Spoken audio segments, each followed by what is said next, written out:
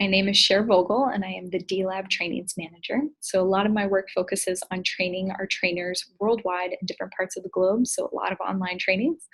But some are also facilitated trainings on the ground with some of our partners in different places. A lot of what I'm going to be referencing today comes from one of our flagship programs I've been overseeing for the past 4 years called IDDS. So IDDS is the International Development Design Summit.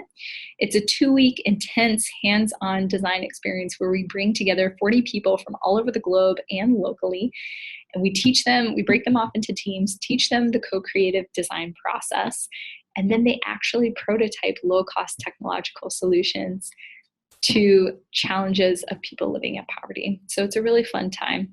After an IDDS, people automatically become a part of this larger network, which is called IDIN, the International Development Innovation Network, which is about 1,000 members strong now, over 1,000 members in over 65 different countries worldwide.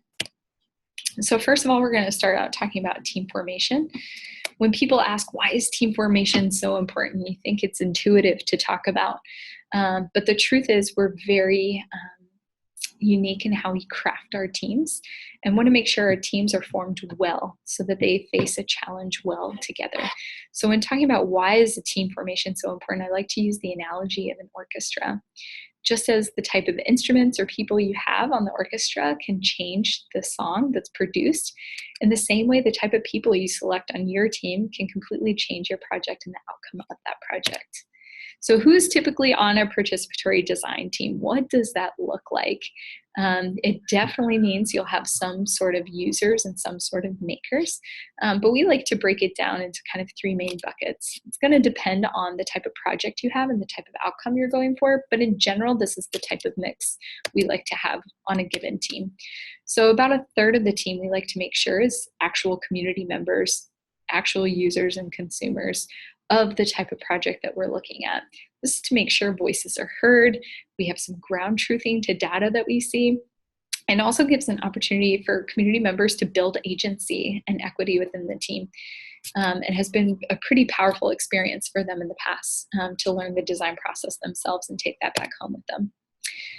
The second group we like to engage is making sure that about 1/3 of the team is either government or business, but basically somebody who has a vested interest in the long-term continuity of the project. Recognizing that a project might change or pivot over the course of the design cycle, since we're always learning new information, but it's good to have somebody on the team, people who know kind of at a meta level what's going on in the context or the sector, and also somebody who's going to be interested in that long-term vision and potentially even helping to carry it forward should something great come out of it. And last but not least, 1/3 of the team should definitely be some engineers, designers, or makers, or maybe even local artisans. But basically, you need some people who are going to be able to take that idea and turn it into a prototype. For us, it's really important. We like to make sure that we have a translator on the team. This is mainly because we're working in contexts where English is not always the first language or even a second or third. So this is really important to make sure all voices are heard and represented equally. It means the team goes a little bit slower, but it does also mean that the products are a little bit better quality, and so are the solutions are a lot more inclusive. And last but not least, we like to make sure that there's a design facilitator with the team, helping to guide the team through the design process together, and really helping to unify the team. And on a given team, we like to make sure that there's a variety, there's kind of layers of diversity on any given team, and that there's a variety of perspectives. For us, diversity is so important because we feel that each person has a unique perspective that they're bringing to a challenge, and sometimes those perspectives can be the one thing that unlocks an idea for a new solution. So when we talk about diversity on a team, we do consider race, but we also consider a lot of these other pieces as well. So if you imagine it like an iceberg, similar to the iceberg analogy that maybe some of you are familiar with, you'll realize that about the top 10% you can see and the bottom 90 you can't, but it affects the way the team operates. So we consider things all the way up from the visible, like gender and age, down to the invisible of languages, education, literacy levels, expertise, socioeconomic background, culture, communication styles, and also ultimately values, differences in values as well. And as we're forming these teams, it's great to have all these diverse perspectives, bringing their ideas, bringing it from unique points of view. But any of you who have worked on a diverse team before know that it can be really challenging. Those diverse perspectives, it can be a big challenge on how do you unify the team? How do you keep us, if we're all so different, how do we keep ourselves together as one? And so the how really matters. How are you going to unify a team? Well, for us, we like to use a tool called the team charter. So any of you who have worked in office contexts, maybe you have used this before. It's simply a document where you answer many questions together about who you are and how you're going to operate together. What we found out, and you'll see in this picture here, this is a picture from one of our teams at IDDS Sisaket in Thailand. The IDDS Team Charter is a really helpful tool. However, it has many questions on it. And so when you're in a fast-paced design environment, it can really slow down the enthusiasm and the energy of the team to have to complete this long document. And so what we've done is we simplified it into the IDDS mini team charter. And this covers a few of the main topics that we think are most important for the success of a team. So first and foremost, making sure the team comes up with a name, and you all in your course will have an opportunity to do that. And then answering these 3 questions. So the first one is really about commitment, making sure everybody has an understanding of what level of commitment are we coming to this project with? Where does it stand in our priority and value for each of us? And then making sure we agree together what level of commitment we're bringing together to this team. The second is a question about communication. Typically, a lot of teams, team success can be determined by communication, how it's done, when it's done, and clear communication. So making sure you talk about communication styles and coming up with a way of how we're going to communicate as a team throughout this project. Especially with digital teams, this is really important. Noting the types of platforms you'll be communicating on, when and how, and who's going to be in charge of that. And then last but not least, we have a question about conflict. For us in participatory design, we do not see conflict as a bad thing. In fact, we see it as actually a tool that helps highlight differences of opinion and to help us extract some of those best pieces to form something new and perhaps even better. And so this last question really focuses on how do we deal with conflict as a team? How do we want to deal with conflict as a team? So generating that discussion, writing it down together as a team, that this is how we're going to move forward when we face conflict.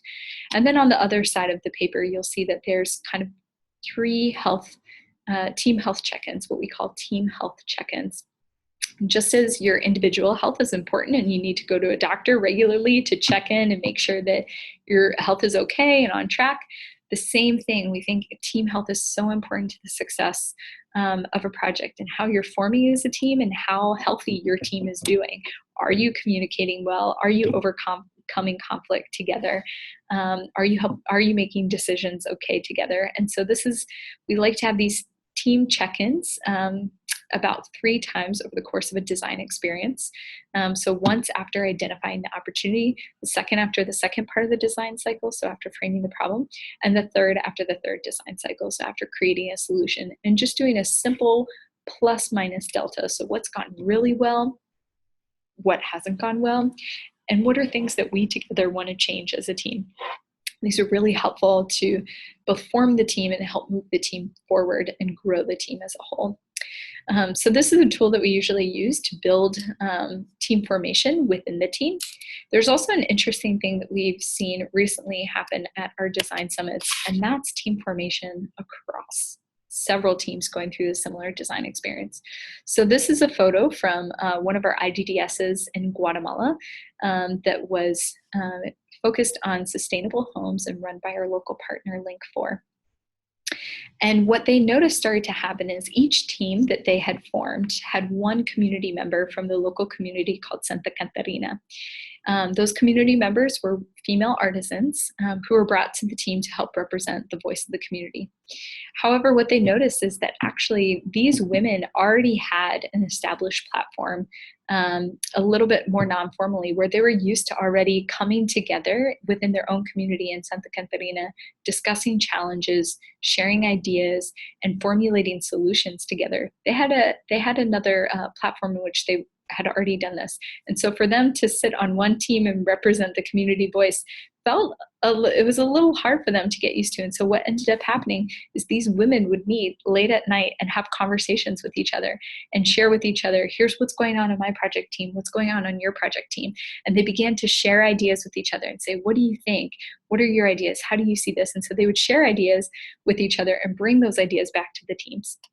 Well, the teams eventually found out this was happening and said, hey, why don't we come and we can just share ideas to the council so that it's not just all on you. And they said, yeah, that would be great. So it almost became this informal nighttime council where people would come to the women and say, hey, what do you think about this idea or this direction? And the women would discuss together and kind of bring their thoughts, ideas together as a collective. So that was really unique. So these are two really good examples to show how team formation matters, not only for on your team, but also across your teams, can be another resource to be pulling from throughout the design process.